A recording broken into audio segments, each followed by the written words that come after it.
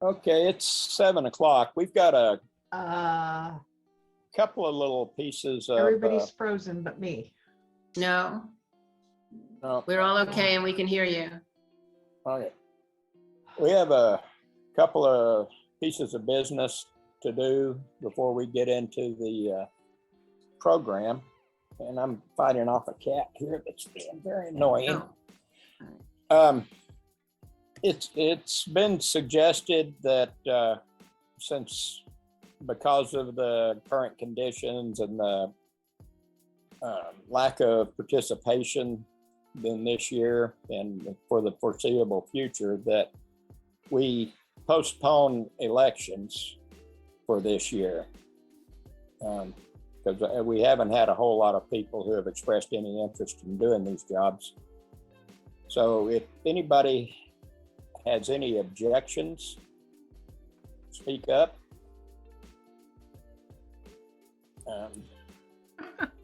I'll wait a couple of minutes to a little while.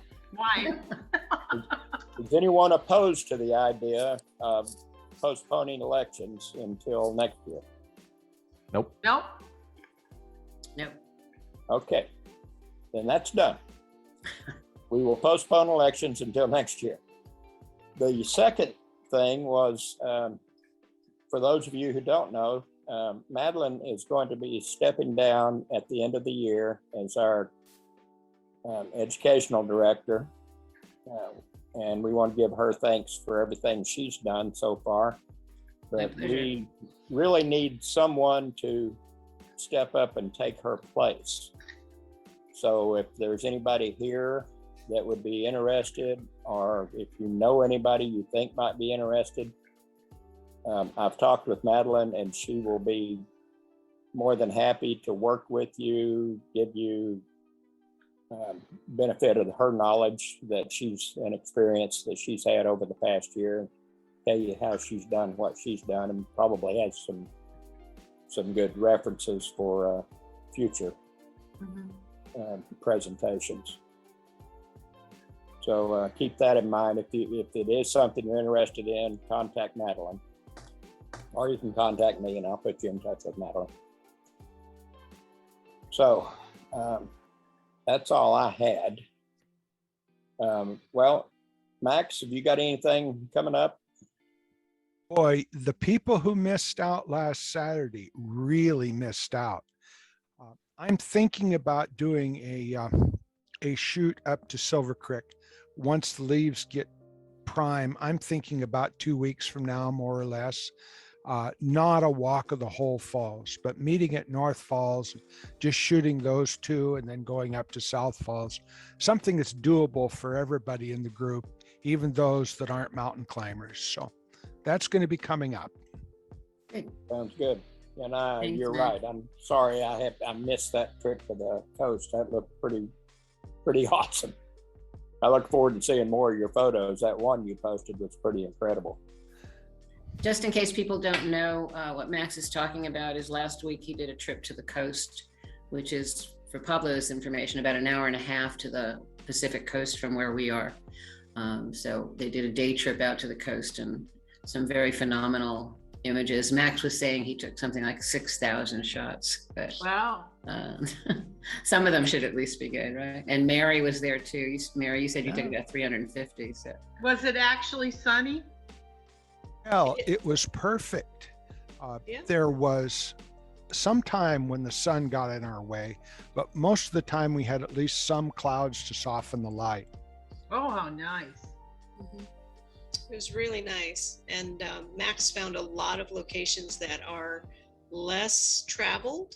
So we didn't have to deal with any other people outside of our group. It was not, parking was a breeze, and the locations were fantastic. kudos to Max. Max, is that map still available? Yes, Okay. that map is going to be a permanent part. Anybody with the link can get it. And if you go back to that shoot, the link is there. It's not on my personal page. It's on the events coordinator page. So it's just going to stay there and anyone who wants it can have it. It's on the meetup page. No, it's on the Google page for the events coordinator. Okay, I'll have to figure out how to do that. Or I'll Well, get in touch with you, Max, and figure it out. Just go to the announcement for the shoot and click on the link, and you'll Okay. connect to the map, and then click on follow, and that map will then be part of your Google Maps, so Okay. you can follow it with your phone. Great, thank you. If I can do that.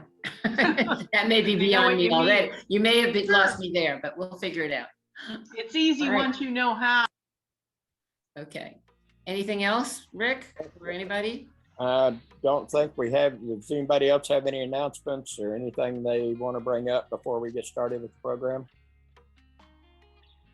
Well, If first is not, thanks I'm to Pablo. gonna Sorry. turn things over to Madeline and let her introduce Pablo, and we can get started with this program that we've all been And looking forward to. I'm going to have Pablo basically introduce himself, but Stephanie, whose name is up here, I hope she's here. Stephanie originally heard about Pablo through an NPR interview, I believe, on your macro photography, which is just astounding. And you've been really kind to come and join us today and do a presentation. I did want to take just one moment to share screen, and I did put Pablo's website up here, if it's showing, share, just to show. Can you all see that again? I tried this before. Yeah? Yes? No? Yes? Yes. Okay, so just to get an idea that there's other work that Pablo does other than the macro, but I don't know what your plans are, so I'm just going to scroll down here and then I will stop sharing. Pablo, you can introduce yourself. You are a co-host. You can share screen, and welcome. And thank you so incredibly much for doing this. And bienvenido. Gracias por venir aquí. Thank you, Marlon. Thank you, everyone. My name is Pablo. Marlon reached out to me maybe a month and a half ago, 2 months ago. Yeah. Right. And asked me if I would talk a little bit about what I do. And I said I would love to. I love photography, always have. So I was a military photojournalist for about 20 years.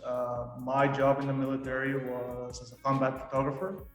I travel around the world just documenting, making movies and taking photos of the armies and the military's activities around the world in support of the strategic and operational mission of the US military.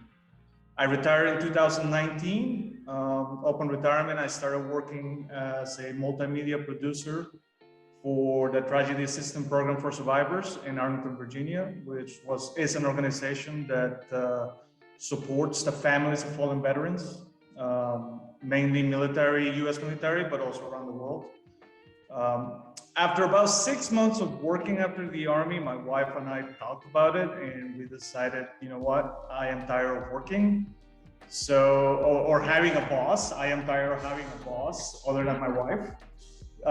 So we made the numbers and we pulled the trigger, and I put in my resignation and I became a full-time freelancer. We moved to Costa Rica, we built a home, and here I am.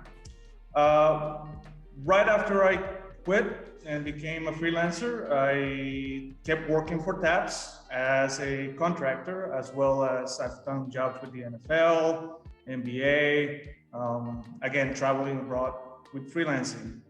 And then COVID hit. When that came about, all travel outside the country stopped, all jobs dried up, freelancing became pretty much a staying at home, fiddling my thumbs, and doing absolutely nothing. I was going crazy. I was going stir crazy. There was a creative vacuum that just needed to be filled. And my wife needed me to find a creative vacuum because I was bugging her. I was getting to the point where she was annoyed of me just sitting around doing nothing and complaining about doing nothing. And I came across some imagery on Facebook from a fellow Costa Rican photographer here. And I fell in love with it. I'm like, how did you do that? And it was a photo of a beetle. And it was just incredibly detailed. And I was like, I want to do that. So I started chatting with him, and I bought my first macro, like extreme macro lens, and I began just exploring in my studio here at home without having to leave, and just started playing with macro, and it just became something that grew out of a creative necessity into now it's a passion project of mine. NPR, the chief editor of NPR is a friend of mine, and she follows me on Facebook, and she started seeing my images, and she's like, wow, would you mind letting us publish you? And I'm like, you don't have to ask twice. It's like, sure. And that's where the passion project kind of came out of. It was kind of a creative necessity, a need to create without having to go out or dependent on outside jobs. Luckily, the freelance is coming back, and I have to put the bugs a little bit to the side, but it's still something that from now on, I'm going to keep doing. Just to explain a little bit what extreme macro is. I'm sure most of you as photographers are familiar with macro lens, what a macro lens is. And if you look at most macro lenses, they usually have a number to them, a ratio number. Most macro lenses, high-end macro lenses, are 1:1. What that means is that if you have a full frame sensor, a 36 millimeters, which is the width of a full frame sensor, when you look at the real world image, 36 millimeters will equal 36 millimeters on your sensor. So you're basically looking at a reproduction of true life. Once you start getting into extreme macro images, you're multiplying that ratio. And I'll show you guys a little example of.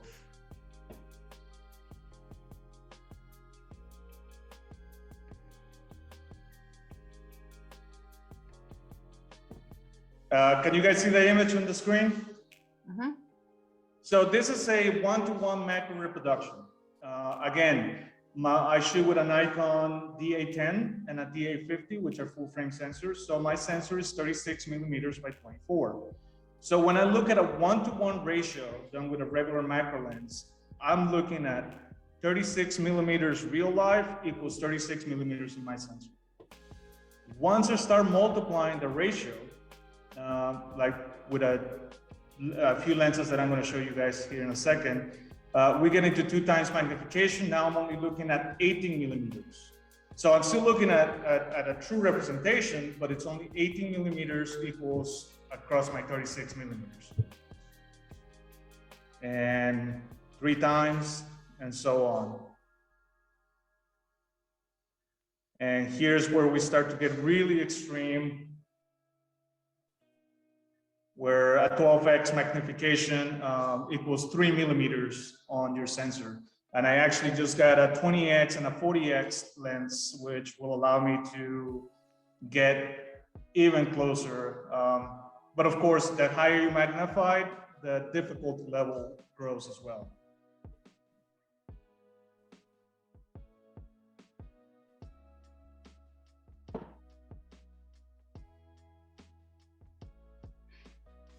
So some of the lenses that we use for macro, I use a Sigma 105 millimeter macro, which is a 1:1. It's a great lens for anyone that has a Nikon or a Canon. Great 1:1, great lens for doing photography outdoors, like macro photography outdoors. Yes. Give me 1 second, I'm gonna go grab it.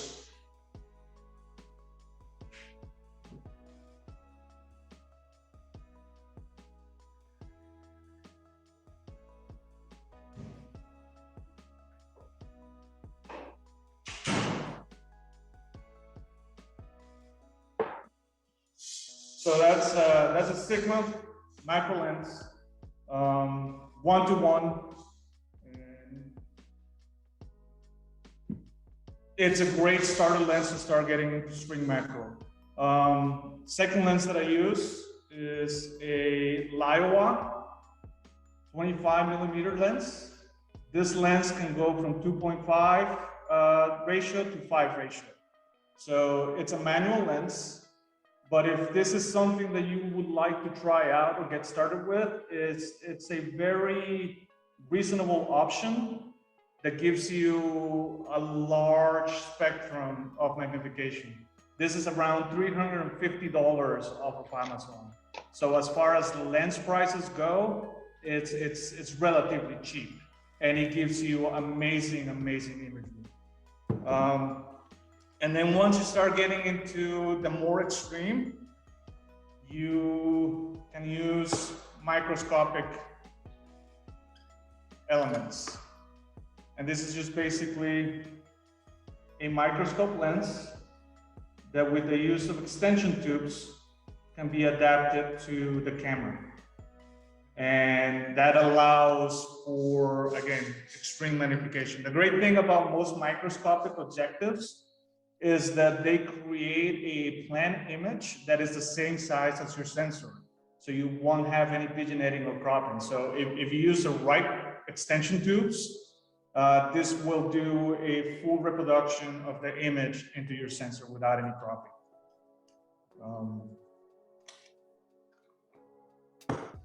Give you guys a little show of my setup here. This is my macro table.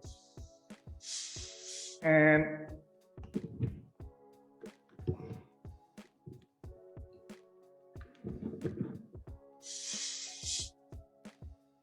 so you'll see many different types of macros, macro tables. A lot of people have their own setups, and no two extreme macro photographers are going to have the same setup. It's kind of a Frankenstein of everything that we have laying around. Most of us end up building diffusers out of, if you look here, one of my main diffusers here is a plastic container, and that just creates really nice diffuse light. I use 2 flashettes, which I already had. A lot of people use regular SB800s or just whatever flash you have around. Some people like to use 3, some people like to use 2. You'll have macro photographers that like to use continuous light. I personally don't like continuous light. I haven't had great results with it, but it's whatever that person feels comfortable with. One of the most important parts of the setup is a rail. This rail here allows me to move the camera by microns. The depth of field that you get with the high magnifications is extremely shallow. For example, at 5x magnification, at an aperture of around 5.6, I have about 40 microns of depth of field. Just to give you something to relate to, a human hair is 70 microns thick. So my depth of field is about half the width of a human hair. And once we start going into more magnification, like when I use my 10X, which is what's on here right now, and I'll show you guys a little bit of a preview of that once I connect my camera to the computer. But once I start using my 10X, my depth of field is reduced to about 7 microns. And when I start using my 20X, my depth of field is about 1.8 to 2.5 microns. So we're talking about a depth of field that is unless you use electronic devices, it's impossible to accurately get. So how is an extreme macro image achieved?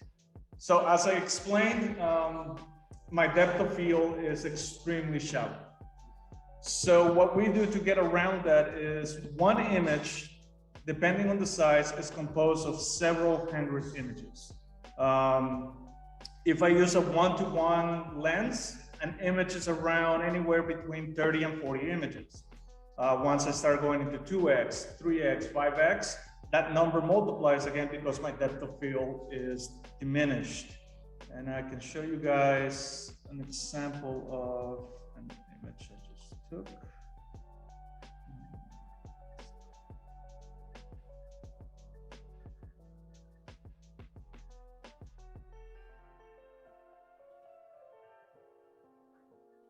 All right, can you guys see my screen there, the Lightroom screen? Yes. Okay.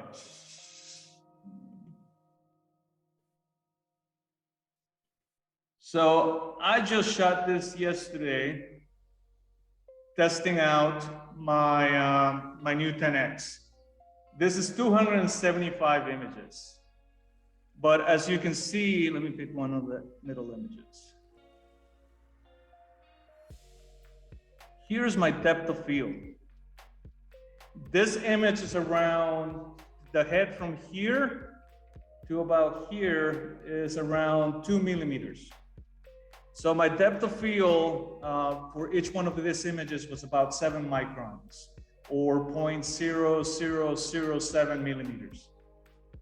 So in order to be able to capture all 200 or the entire 2 millimeters sharply, I take the 270 images, I merge them together in a program called Serene Stacker, which is this program here.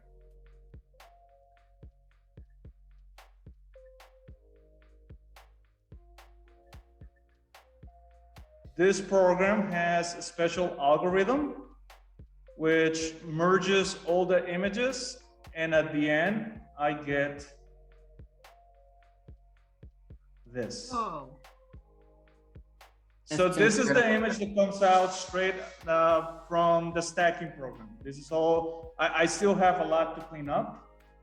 So this is in turn imported into Photoshop. And that's where I begin editing, cleaning up. You can see micro movement. This here is micro movement, maybe the wind from opening the door, move the hair a little bit. So I get a little bit of ghosting. I need to clean my sensor. So even a speck of dust and the sensor is magnified. If you see these lenses, these streaks here, those are basically a speck of dust on my sensor. So I clean my camera with, do a deep lens cleaning, not lens cleaning, sensor cleaning about once a month. And that's with wet wipes in a vacuum room. And just because any speck of dust can ruin my image. And once I'm done with Photoshop, this is what the image looks like. And that's what most people see when I publish my images. An image from beginning to end, without taking into account the cleaning or the insect prepping process, can take anywhere between 2 to 6 hours. Editing takes about an hour. The prepping and the lighting can take about 2 hours, and then the actual stack process can take anywhere between an hour to 2 hours, 3 hours, depending on the number of images. The way I shoot, each photo takes about 24 seconds to capture. The reason for that is even the movement of the shutter, it's called shutter shake. Even the shutter opening and closing can create vibrations that basically give me a soft image. So I have to shoot with mirror up. Luckily, my camera also has the ability to do electronic front curtain, which means there is no shutter at the beginning of the photo, and then there's a rear curtain at the end. And that just prevents any kind of motion from the camera. Even the micro movement of the rail going 70 microns from the back to the front, just that movement can create vibrations. So it takes about 12 seconds for all movement to stop. And then it takes a photo and another 12 seconds to move forward and so on. To prep the insect, most of my insects I find dead already. I don't like just catching an insect just to kill it. I like to find my insects already in its dying stages.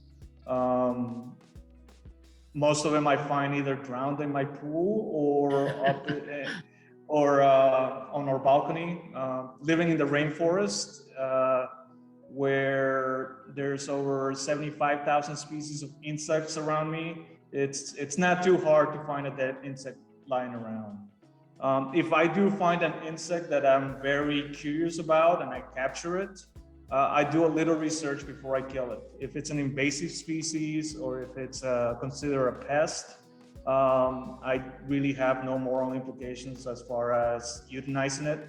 But if I find that the insect can be a pollinator or something like that, I usually set it free.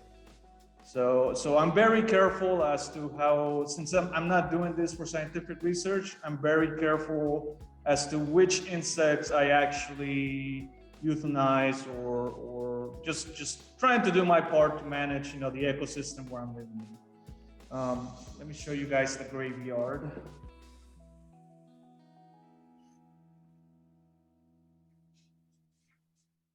So let me see if I can do that.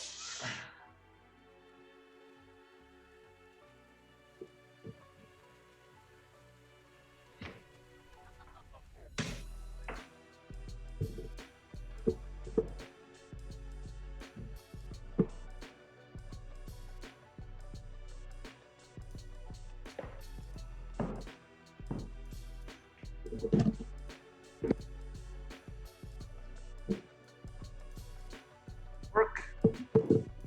Anyway, that table right there, that is my prepping table. I use an LED magnifying lens, usually to pin the insects. I use a series of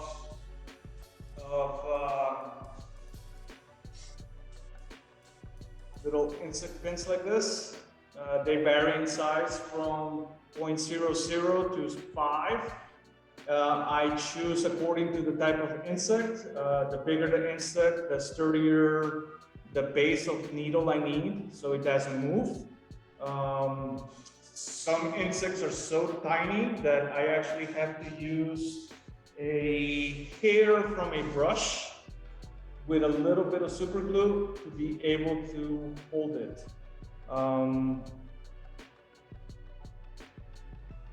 And then it's just, again, the process of taking a photo begins, and that is, it kept me busy, and it got me out of my wife's hair when I disappear into my studio for 2, 3, 4, 5, 6 hours at a time.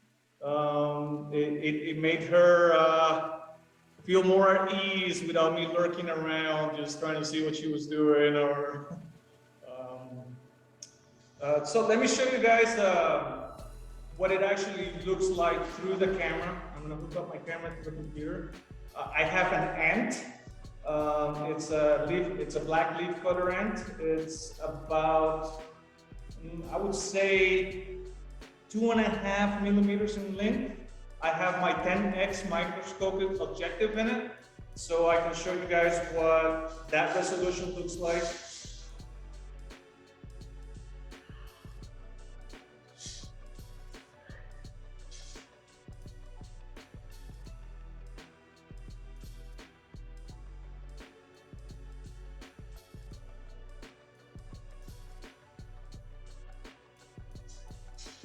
I use an old iPad that connects to my micro rail, and that's what allows me to make the micro movements. And if this is something you plan on investing or trying out yourself, the software is usually pretty intuitive. You can use it on your cell phone. There's tons of different rails out there. There's some rails that can range. Mine is kind of entry price. I paid $300 for it. But there are some macro rails for scientific professionals, and those can range up to $2,000, $3,000, $4,000, $5,000 for a rail. That's a little richer than what my wife would allow me to invest in this little project of mine. But let me hook up the camera.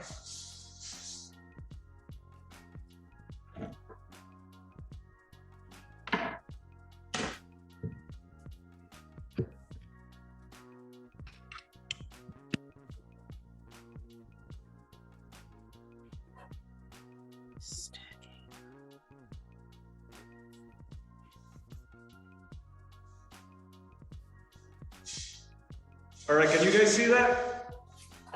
Yes, we can. So again, we're looking at the eye of a leaf cutter ant. Right now in the field of view, we have maybe right around 1.5 millimeters. And that's because I have this in a DX. So that's about 3 millimeters from frame to frame.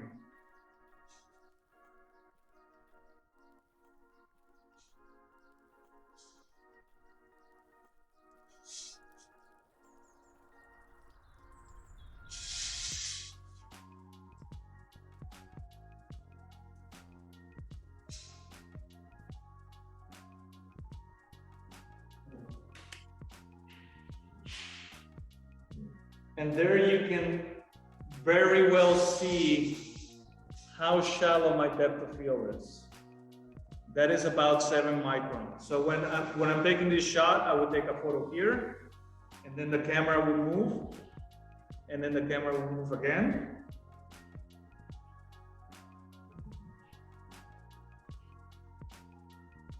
Can you guys see the depth of field moving across the image? Yes.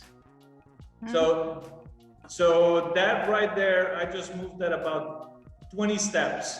So just from that part to that part will be 20 photos. And an image like this to capture this from front to end, I calculate to be about 350 images. And again, that's the head of an ant. So I have a quick question here. Absolutely. So when you start focusing in your first image, you would focus where? Where would you even start the focusing? So At the the way very the way the rail works, you begin from front to end. So as the creative, you have to decide, okay, what do I want to emphasize on this creature? Do I want to capture the full face? Do I want to just capture the eye? And that's where sort of the artistry of the portrait comes in. Just like when we do a portrait of a person and we choose the lens and the aperture at which we want to shoot the portrait. Okay. You know, if we want a nice bouquet in the back, we use a 1.8. So I have to figure out, do I want this insect to be completely sharp?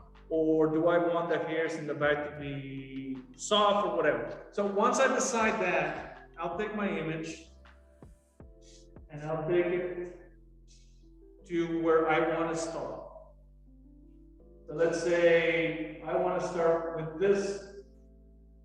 I want the cheek.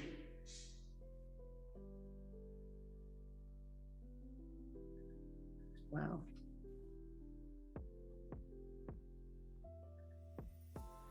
So let's say this is where I want my sharp point to start. Okay. And then I'll just tell the program, I'll tell the rail, okay, I want you to start here. And then I'll move that to where I want it to end. And let's say I want to end it right at the base of that antenna. And I'll tell the program, okay, that's where I want it to end. Let me just for fun. So that's my start.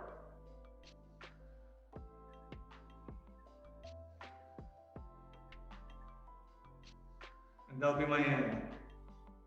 So we are gonna, according to the program, we are gonna move 1.1 millimeters. So from the front to the rear, that's 1.1 millimeters, and that's 150 photos to get from that front to that back image sharp.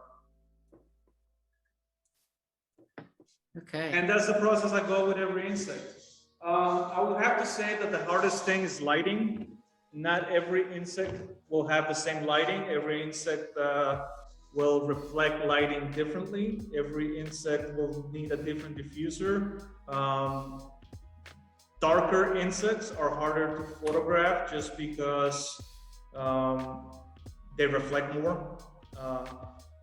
The light is very hard to control because my light sources are huge, the insect's small. So in order to block light, it has to be a very precise set of movements. But that's pretty much the process. Once the images are captured, I move into Lightroom and I begin the editing process, and I find another insect and I do it all over again. Quite the meditation, isn't it? It is. Oftentimes I'll just sit out here and just watch the camera move. And it's just a lot of fun. So with that, I mean, that's my process. You guys have any questions? Several questions. First, I didn't get the brand of the lens that you had, not the Sigma, but the other one that you got from Amazon. So this is a Lyowa, Laowa. Okay. Second thing is, how are you attaching your microscope objectives to your camera? You said you had an extension arrangement.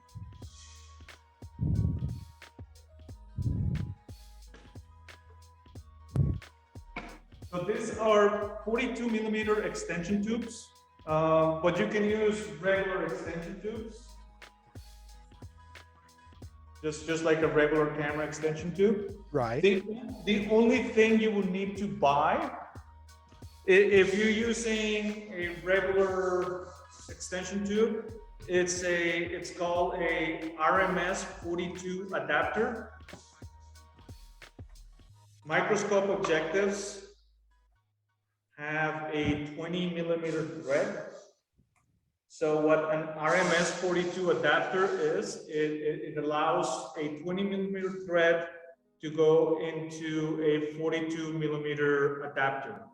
And then you will have to buy whatever camera you're shooting with, a Canon, a Nikon. You will have to buy a 42 millimeter to your specific camera adapter.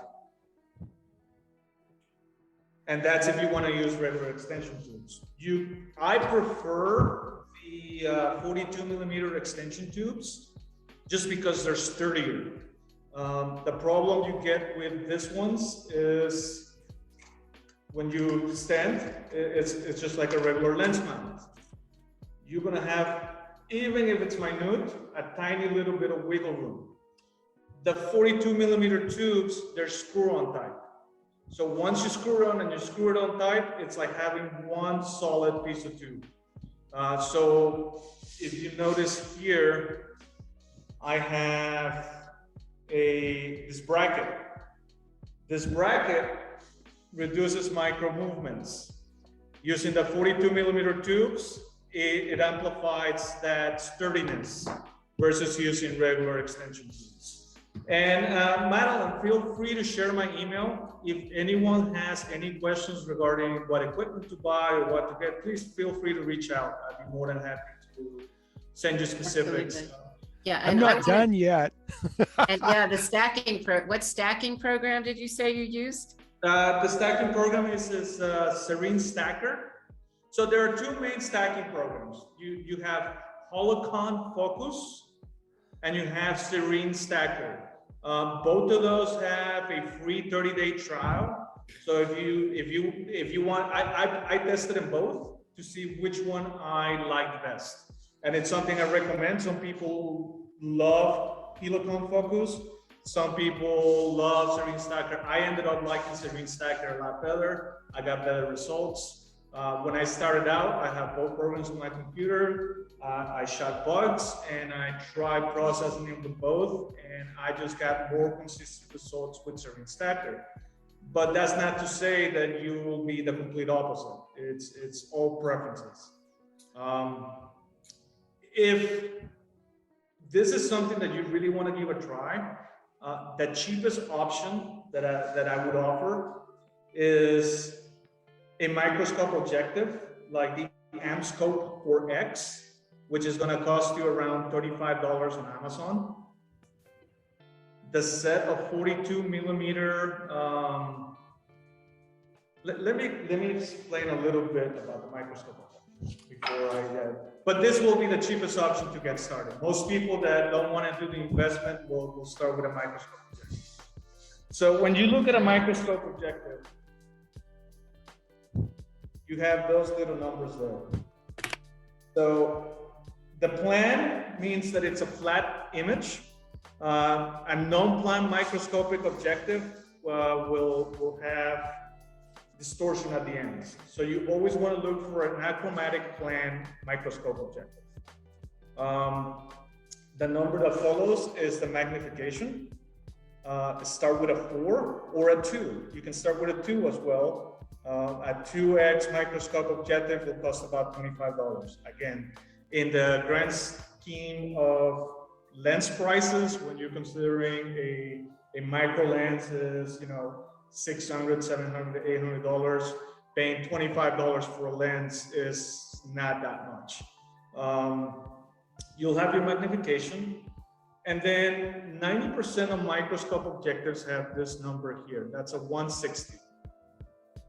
That means that from the end of the lens objective to the camera sensor, there needs to be 160 millimeters of space. That's the space that the lens needs to project the image at its full 4x at a full frame resolution. So that's why we use extension tubes. That's why you can't just connect the microscope objective directly to the camera.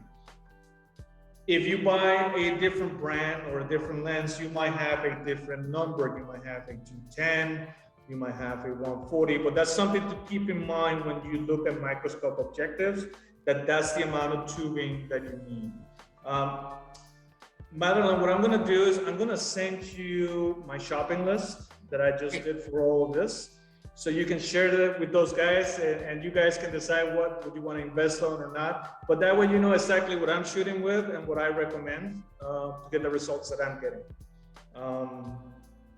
Altogether, you can have a nice micro setup for less than $90 Wow. with your current camera. So that's excluding the rail, but you can even buy, if you have a micro rail, I started with this one.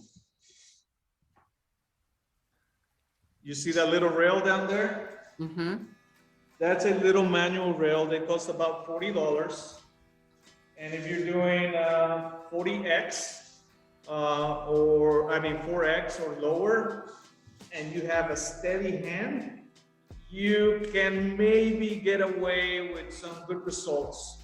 The good thing with the 4x microscope objective is if you cut the tube in half, let's say you only give it around 80 millimeters, 90 millimeters, you're basically cutting in half your magnification. So the same if you extend it, your quality might lack a little bit. There is another option.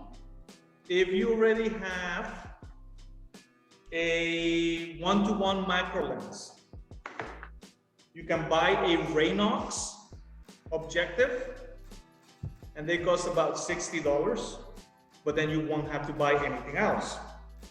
What a Raynox objective is it's a little lens like this, and it's basically a magnifying lens for your 1-to-1 macro lens. So I would take my Sigma 101, I would snap that on there, and now this is effectively around a 2 to 2.5 magnification macro lens. If I add some extension tubes, I can get it up to maybe 3x, 4x. But again, if this is something you want to try your hands out with and you don't want to make a huge investment, the Raynox is a great way to get started with it. And they have a 150, a Raynox 150, which is a 1.5. They have the Raynox 250, which is around 2.5, and they have a Raynox 500, which is around 4.5 to 5 times macro. I personally don't like the Raynox 5 too much, just because it gives you a lot of achromatic aberrations, especially around the edges of the lens. But if you have a large full frame camera that has large megapixel count, like a Sony a7R III or a Nikon D850, you can get around that by putting your camera in 1.2 or DX mode. and cropping that sensor, and now you don't have to worry about the achromatic aberrations. You're just basically shooting at the middle of that lens. Now you're working horizontally. How do you hold the insect? Do you have like a grip for the pin? Yes, so now for us.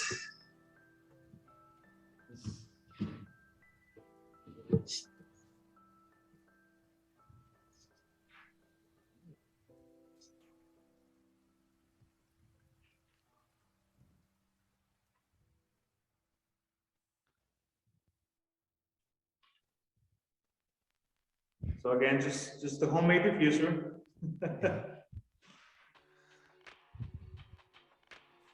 Mill jobs are great for diffusers too. And so I basically just have a tripod head with a hook, with a clamp, and then that holds my insect in place. Now you illuminate from the side. Have you tried illuminating through the bug for translucent bugs? So what I do with that, you can't really shoot through the bug because the bug is just way too small as compared to any kind of light source you're going to use. So you're basically going to overshadow your lens. You're just basically going to shine a light, your flash straight into your sensor. What I do is I'll use flags basically on the side of the bugs. I'll put up flag pieces of cardboard, and I'll use little reflectors, homemade little reflectors with aluminum foil, just to kind of shape the light where I want it. You'll have that trouble too with the bugs, the eyes of the insects, especially if they're black. They'll reflect that super bright spot. So flags and aluminum foil works really well just to spread the light and just direct it to where you want it. That's why I said prepping the bug can be the longest process, just because you are just playing with clamps and moving things and just look and moving a reflector 0.5 millimeter can completely impact the way the entire image looks. It is a very methodical, very painstaking process just to get everything. And the worst is when you're a little tired and your back hurts a little bit and you have everything just perfect, and as you're pulling your hand out, you moved everything. That's when I step away. That's usually when I take a break. It happened with that assassin bug. I spent about 45 minutes, and I finally got the light just right. And as I was moving my finger out of the little light box that I have there, I bumped it, and that in turn moved everything. I was like, oh. Coffee break time, and then I came back and got the image. But yes, but it's half the fun. The lighting process is probably the most fun. And when you get that Eureka lighting setup, it's like, yes, we're good to go. Thank you. This is really helpful information. It really. Background. So, I don't know if you notice, a lot of my images have color backgrounds. So backgrounds are basically just little pieces of paper that I print out with colors, little gradients that I make, and I use that. The great thing is that they don't have to be huge. The magnification is so large that anything above, at 1x, you might be able to make out the patterns. At 2, 3x, all you're gonna see is color blobs.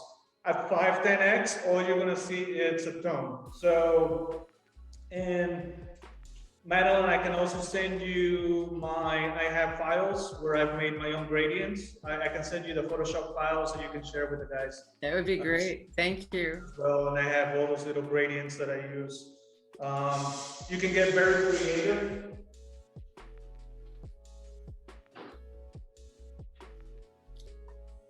I love using old CDs. Yeah. I mean, you can see the refraction just from the regular light that creates wonderful, wonderful colors. I can show you.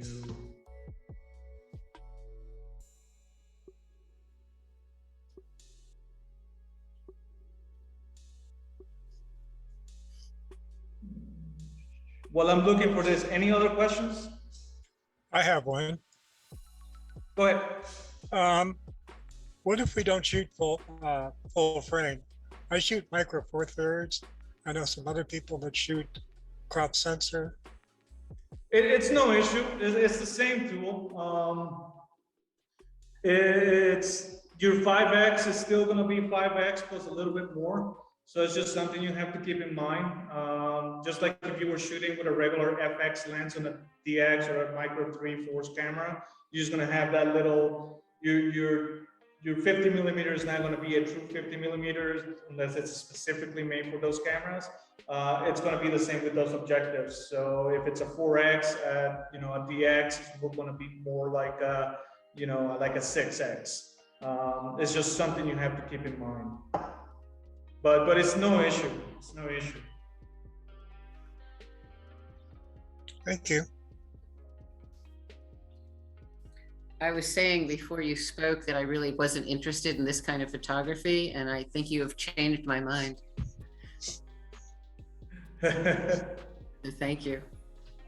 Can you guys see my Lightroom screen? We Yeah. can. So like this background here, that's done with the CD. And that's just a different refraction of the CD at different angles, playing with the way the bug looks. Here's a great example. This is a papaya fly, and that's just a CD right behind it, creating those wonderful colors. So that's a lot of the fun too, just playing with different backgrounds. And I like to play with complementary colors. So I'll go to my Photoshop file and I'll play around and I'll find a nice gradient that will look good on a bug. And I just try to complement each insect with a nice stone. But again, lighting is going to be tricky. Sometimes I have to flag my backgrounds because you're working with such small things that you might overblow the background and create. It presents challenges, but it's all part of the fun.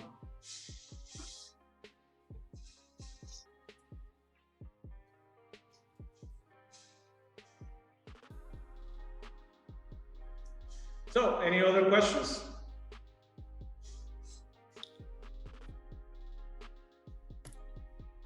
I'm really appreciative of all of you've told us. This has been great, and sending us that list and the files will be really appreciated as well.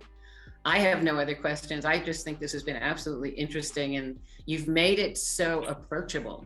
So thank you for that. No, thank you for having me, guys.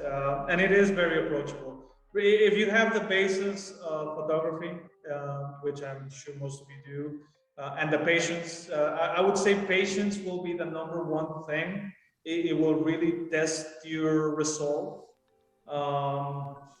But it's something that it's inexpensive to start out with up to a certain magnification. And it's a lot of fun to play with. And once you start seeing, I mean, photography is all about capturing things in a way that no one else sees it.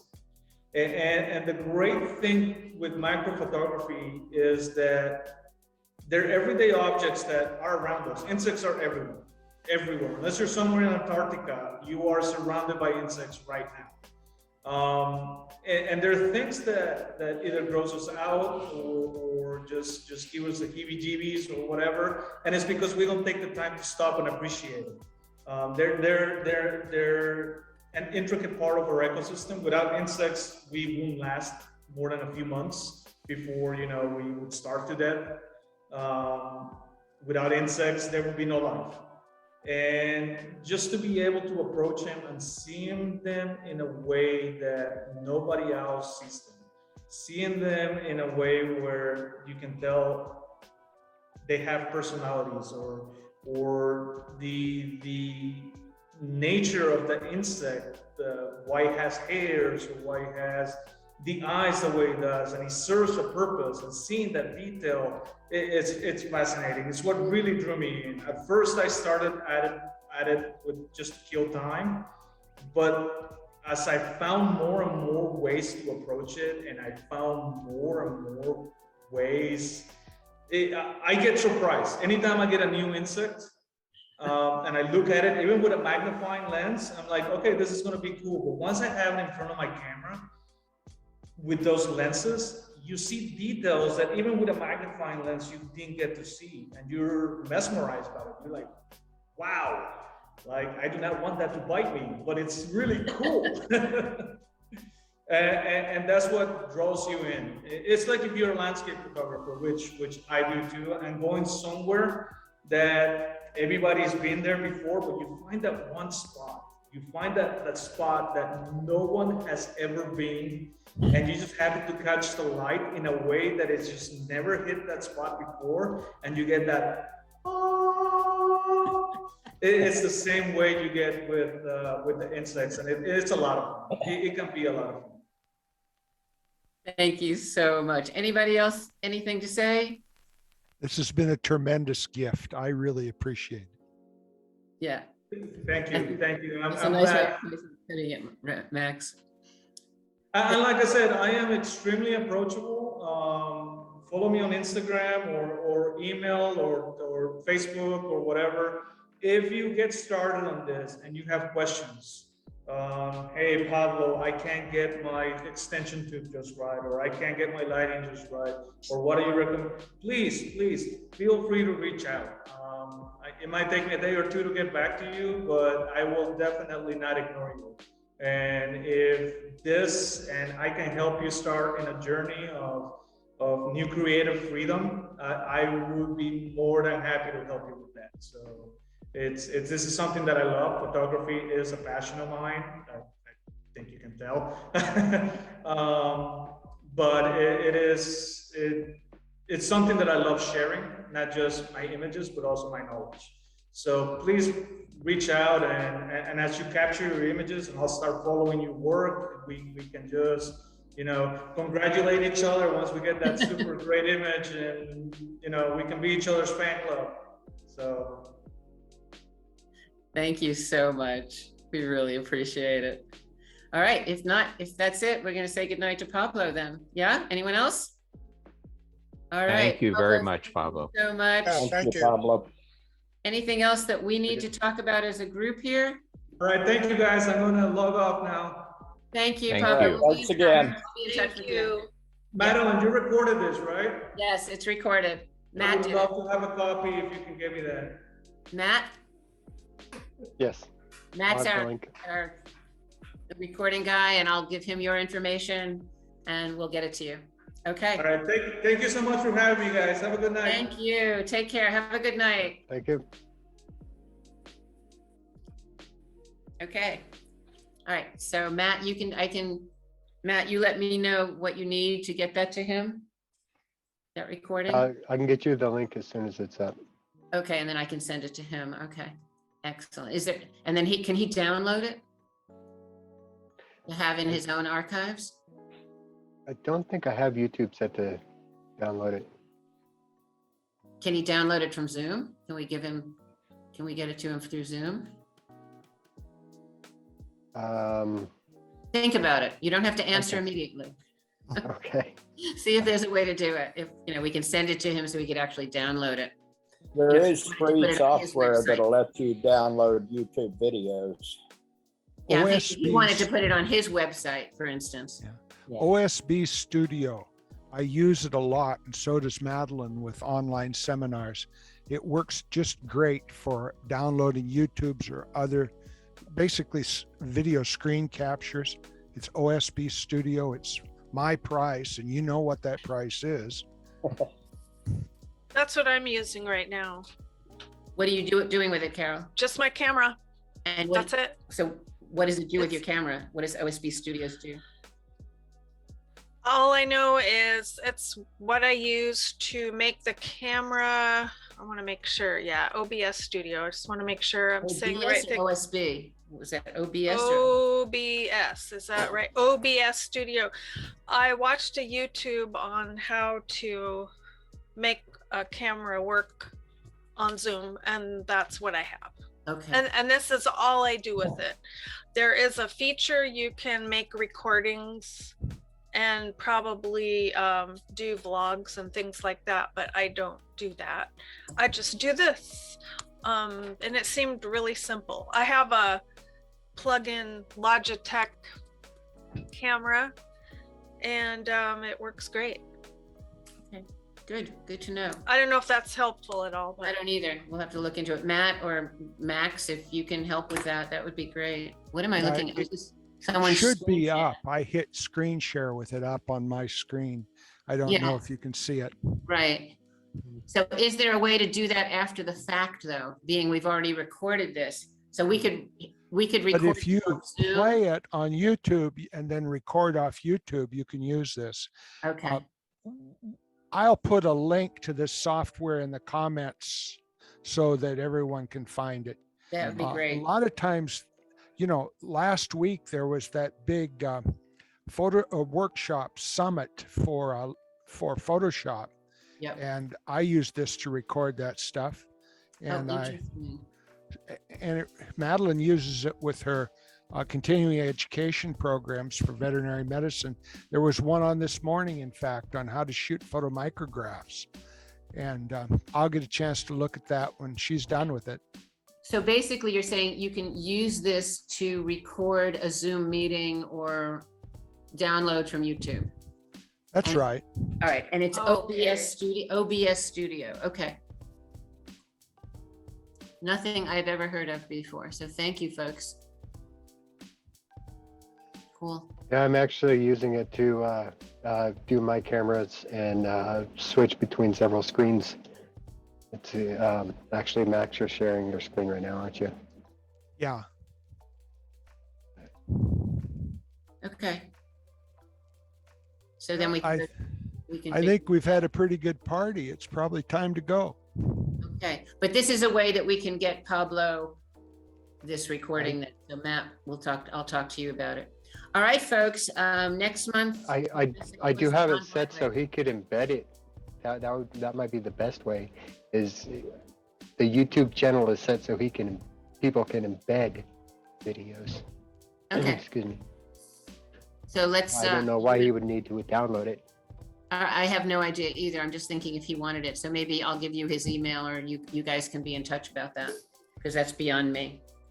All right. So any reason not to end the meeting yet? Should I end it? Rick, do you want to say anything before we go? Nope. I think everybody's heard enough from me. Next month is John Barclay. Anything coming up between now and then? Maybe the Silver Springs Walk, but Max will let us know.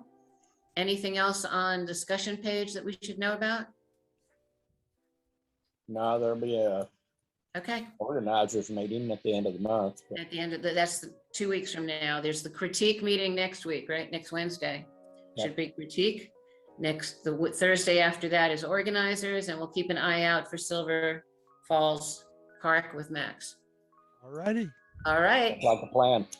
Take care, folks. Good night, everybody. Good night. Thanks for being here. Hope you enjoyed it. There.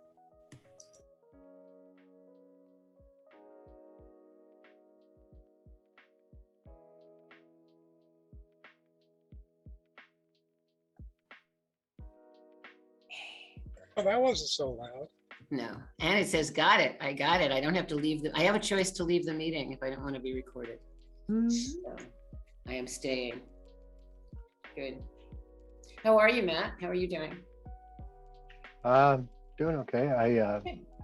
I have to be seizure free for 3 months, 90 days, in order to excuse me, keep my driver's license, but it had to be renewed here, and I just got my renewal notice, and it'd been long enough, 3 months, so I was seizure free, so I went ahead and I was able to get it renewed.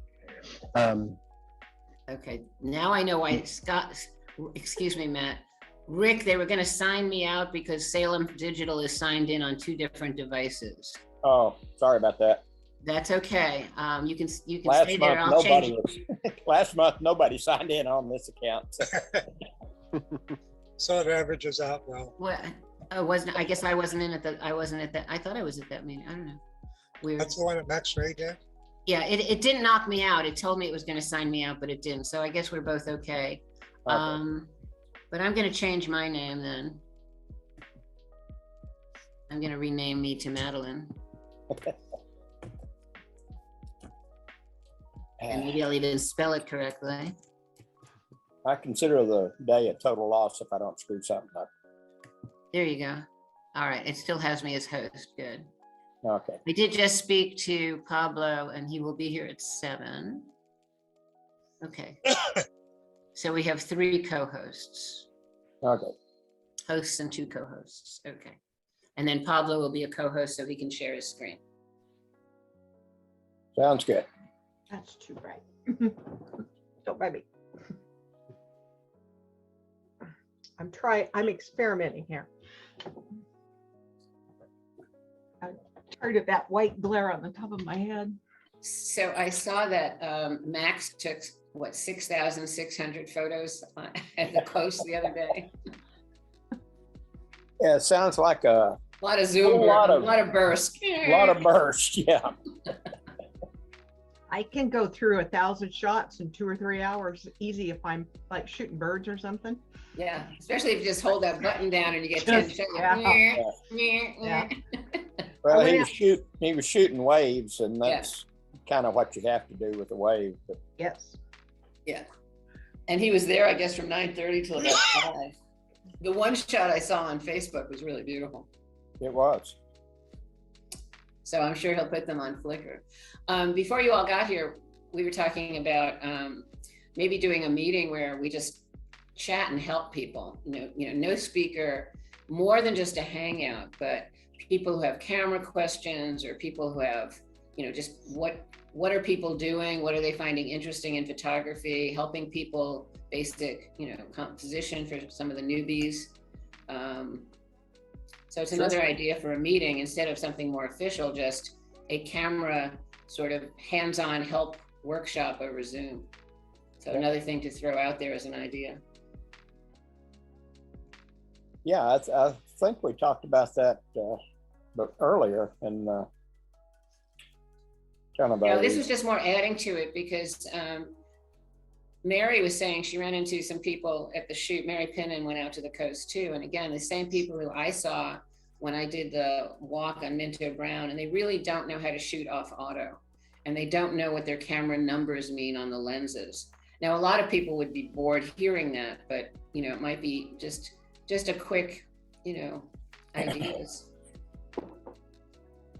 Well, there's something that all of us doesn't know about photography. So. Oh yeah, but I'm saying some of it's just basic, how do I shoot off auto? Yeah.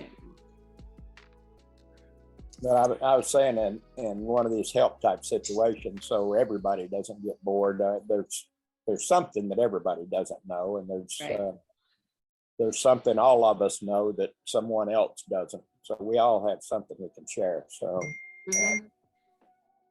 Yeah. So just another idea for whoever sets up meetings. Yeah, and also I had forgotten about it when we were talking about the future the last time, but Bill Leach is still, his will be a workshop, a Saturday workshop, probably January sometime. For more Photoshop? Yeah. Okay. His John. method of shooting and post-production, which is how he makes a living, so we need to pay attention to him. Only if you want to make a living. Yeah. If you want to sell a photo every once in a while. I got that Tony Kuiper panel he mentioned and all the training videos, and I still haven't gotten through it yet, but It's there's a lot interesting. there. Yeah, most of the photographers I know who actually make a living do it by teaching. They don't do it by selling photography. They do it by workshops.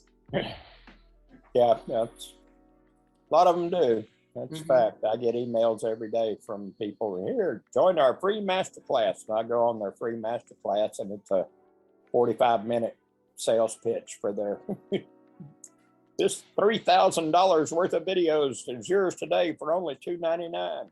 That's right. Yeah, I've sort of blocked some of them. I know which ones I'm blocking now.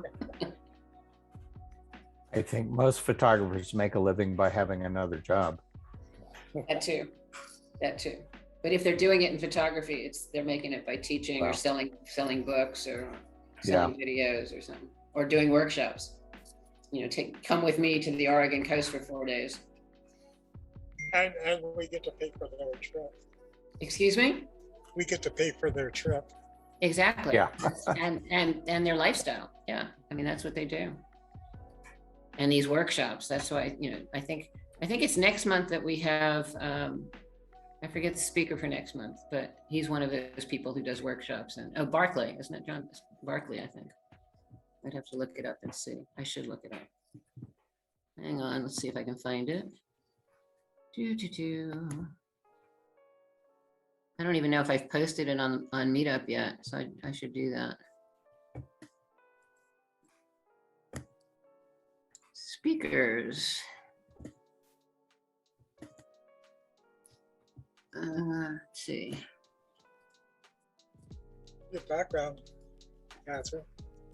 Thank you. I was looking for something that didn't fight with me. Yeah, John Barclay. Yeah, next month we have John Barclay speaking. Hi, John. Hello.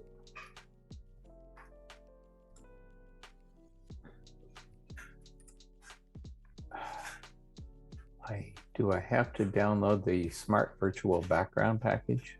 You Apparently. don't have to. You can upload your own photos. to use Well, their- yeah.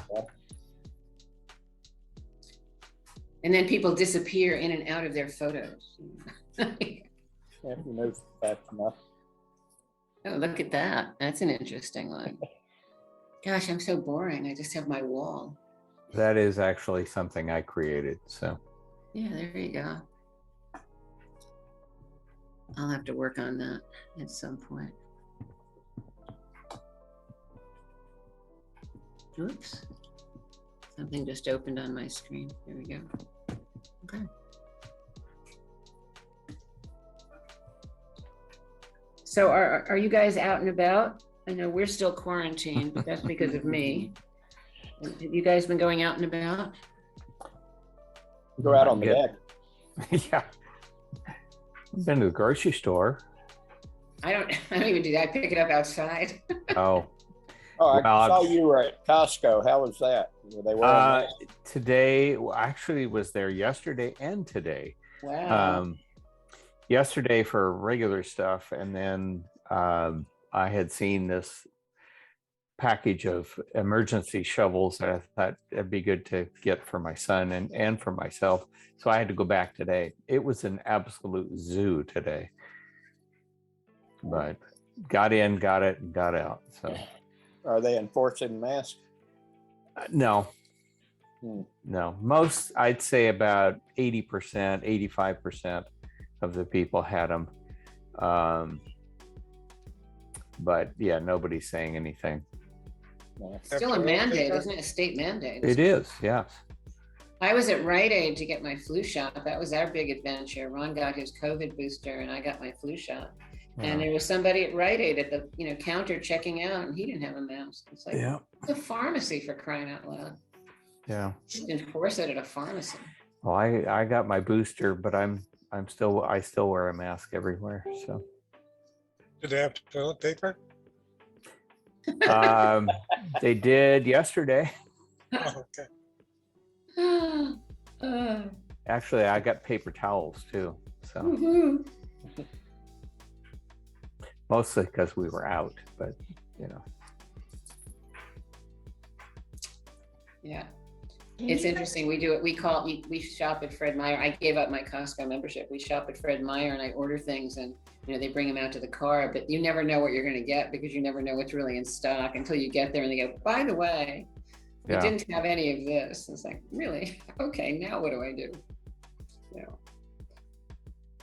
It's always odd what they're out of too. They're out of these weird things, Mm-hmm.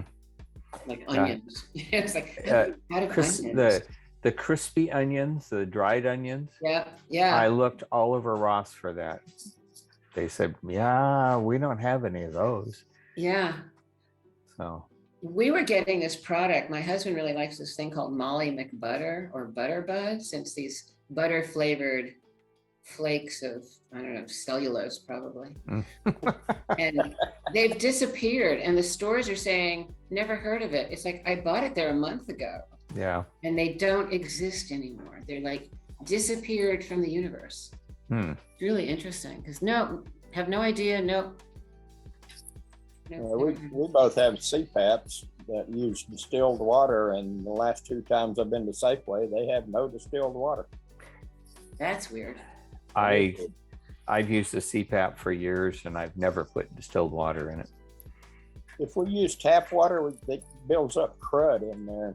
Yeah, but I don't want to mess with it. I have 3 CPAPs now. Well, no, I'm down to 2. We had the Philips. I had the Philips that got recalled, and I couldn't live without one, so I bought my own. And then I got a brand new Philips the other day, and I'm trying to see who's going to pay for that $970 for that one that I had to buy. So far, no luck. But yeah, I've never used the distilled water. I have used regular water in my CPAP occasionally, but I prefer to put the distilled in because I don't want to have stuff build up in it either. Oh, Yeah, that's us too. I occasionally use tap water if we run out. maybe I should behave myself and get some. Yeah, I mean, it's water. It doesn't cost much. That's true. And it makes your equipment last longer too. Well, that's true.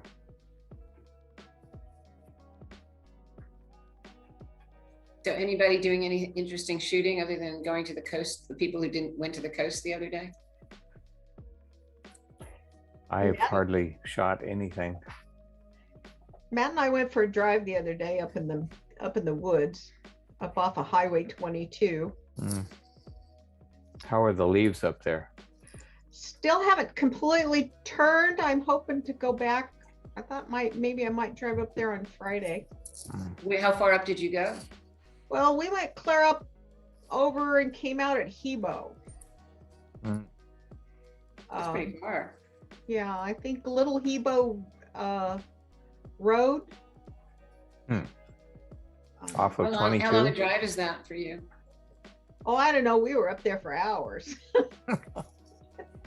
Probably 4 hours, 3 or 4 hours probably. But we stopped to shoot, and I don't, I try not to go too fast on those roads. Yeah. My little van Drove is up really around the lake and such too. Yeah. Nice. Yeah. It was dark by the time we got to the lake, and so the last part of it was dark out. Coming in down to Hebo. But we saw some interesting, places to shoot, but the leaves really hadn't turned that much up there. They've barely turned here. I mean, I was at Minto Monday. There's more on the streets on, Yeah. Northeast Liberty has more color than Minto Brown did. Yeah. Well, landscape trees are more apt. They're from elsewhere and they have better fall color than most of our native vegetation. And so it's usually in town is actually you see trees with lots of color, and there you go. Oh, thank you. Thank you, Rick. Yeah, that's cool. I have to go back to upstate New York where I used to live, pull out those photos. Actually, that's Gates Cove, Tennessee. Yeah. Yeah, there you go. Yeah. So I take it back. That's not Gates Cove. It's Smoky Mountain.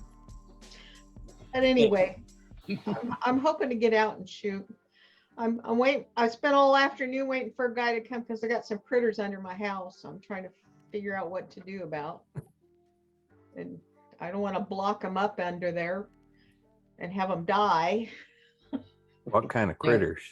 I'm not entirely sure. Oh. I had thought we've got some raccoons that have been coming around, but I don't know if they're living under my house or not. So I gotta find out. Guy's supposed to come tomorrow morning. I had a skunk living under one of my decks for a while. Don't want to get him angry or her. She just I think it's a she, but she just kind of wanders around at night, and I heard a noise under there, but doesn't seem to be causing any problems. We've My got brother, a family out in the backyard or under the deck. They would see every once in a while. Sean went out one day and there was a bunch of babies out there frolicking around in the backyard. I was out filling up a bird feeder one day and a young skunk came walking up the steps. Didn't even look at me. He just hung a left and walked on down the deck, went around the end of the garage. Yeah. my brother used to sleepwalk, and he went outside of our house one night and the skunk got him. Oh boy. Oh man. Talk about stink. Yep.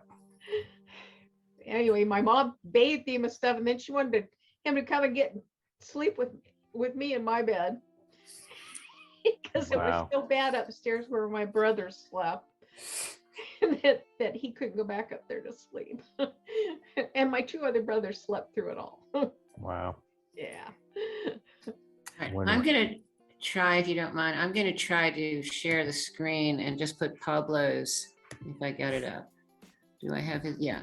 I'm just going to put up his website. Can you guys see that? Did that come up? Yeah. Yes. Yeah. Okay, because he does other work other than just the macro stuff that we're going to see tonight. So just to give you guys an idea of what he does. Are you seeing that? Yeah. All right, let me move. I'm trying to move my Zoom people over here. There we go. So sorry to interrupt the conversation. What he said is he would talk a little bit about his work, but primarily about the macro stuff that we were talking about.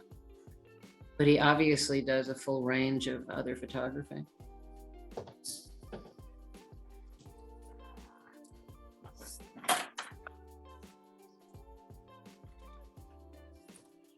Well, it was kind of a stinky conversation anyway. I had one more skunk story. Okay, I'll turn this, I'll take this off in a minute, but just thought I'd do that. At least I have it around. I will stop sharing the screen and I can always put that back up when we have more people. And there's Stephanie and Mary and Candace. Yeah, Candace and Mary. Hi, Mary. Look at her background too. Yeah. God, you guys have fancy backgrounds. Yeah, my other skunk story, my cousin, when she was about 13 or 14, had a pet skunk. And they descent them and take out the gland, and they're wonderful pets. I had a friend in the Army that had one named Fart. But Katie found out, it got out of the house one day and ran under the house, and she went down to get it, and she found out that when they remove that scent gland, if they don't get it all, it grows back. Oh. And so when she went under the house to get it, she got a face full. Oh man. And her mother wouldn't let her back in the house. She said, take your clothes off. And she had just started dating. She was, like I said, 13 or 14. They lived on a main road in Sweetwater, Tennessee. And her boyfriend lived right up the road. And she was afraid he was going to come driving down. So she's standing out in the backyard, having to strip down, bawling her eyes out. Wow. And I think Aunt Jewel wound up bathing her and put her in the bathtub and got a whole bunch of tomato juice. And Yeah. When we lived down in Crescent City, California, the garage door, they had two single garage doors, and one of them had probably about a 3-inch gap under one of them. And our cats could come and go as they pleased. You know, we thought that worked out well. And they could come right into the back room where we kept their food, and you know, it was no big deal. And one night we came home and it was dark and the cats were in the house, but we heard something out in the laundry room where the cat food was. And so I figured it was another cat that got in. And so we go out there and I start yelling, "Come on, get out of here." And I turn on the light and there were two skunks eating the cat food. And they just sort of looked at me like, "Yes, what do you want?" And I, you know, calmly closed the door and said, "Have at it." And they kept coming almost every day. And, you know, I didn't want to, they never did spray, but they would hang out in the garage. And I had heard that if you spread mothballs around, that would chase them away. No, we tried all the folk tales that we could, you know, had the stories, you know, how to get rid of skunks. And finally, I had wired some speakers to my stereo system. So I started playing loud music and they didn't seem to mind until I started playing Led Zeppelin really, really loud.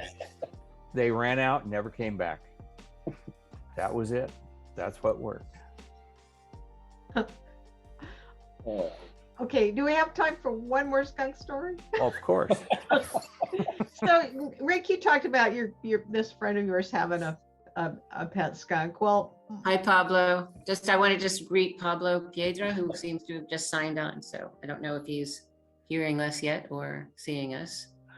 anyway, right quick, she had the vet come to this neighbor girl had a vet come to de-skunk her pet skunk. And all the neighbor kids are around watching him do this. And the sack broke. And there's that, and us kids all took off. Oh, man. Anyway, that's the story. Wow. Well, we've just lost Pablo. Maybe he'll come back. I'm sorry. I don't think that's why he left. I forgot. Way to go, Catherine. Yeah. Really. Yeah. Months of work shot, right? Sorry about that. No, I'm kidding. I'm sure he's signing on again, I would assume. It looks like somebody else is signing on as Salem Digital Photo. Would that be Sean? Max did. Oh, Max did. Okay. That's okay. I'm sorry. As long as it doesn't kick one of us out. I'm sorry. If that causes any trouble, I'll back out of this. No, you're fine. You should be fine. I got a notice before that they were going to sign me out because I was on another device, but they didn't sign me out. And I just changed my name, so you're fine. I've gotten 2 notices that somebody else signed me in, but it didn't kick me out. Right. Yeah, it said it was going to sign me off, but it did not. Yeah. So. Hi, Sean. Hi, Sean. Hi, David. Hi, Max. Hi, Sean. Hi, Stephanie, we don't know if you're really there. Rick. I'm unmuted now.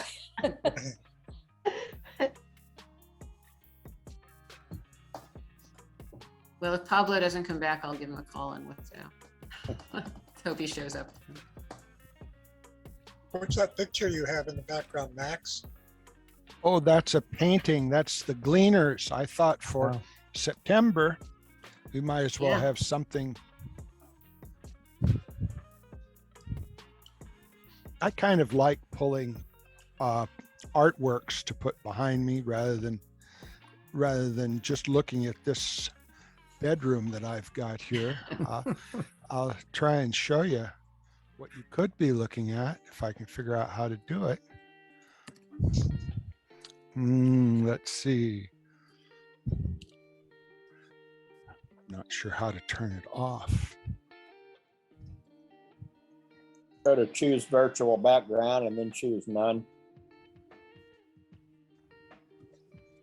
I'm gonna have to take a good look at this.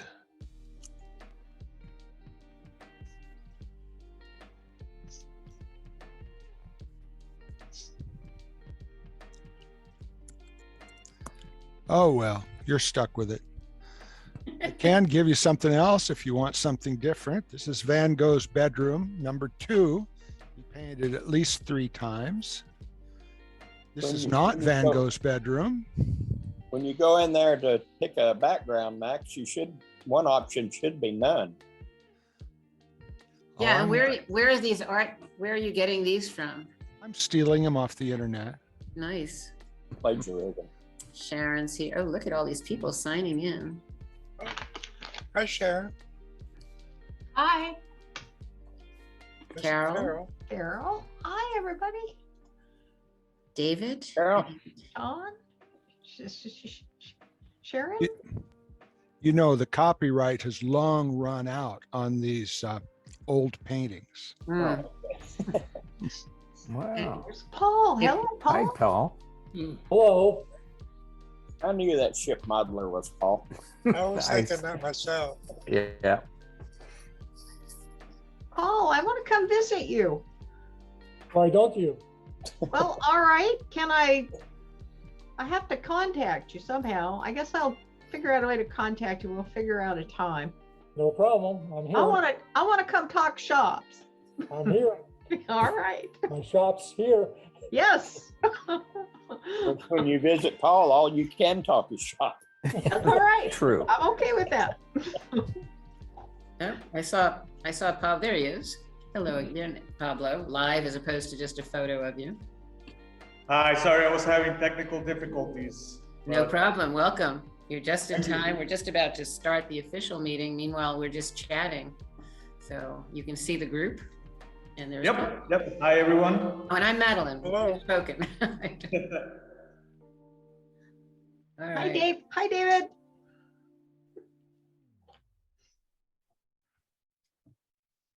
Okay, it's 7 o'clock. We've got a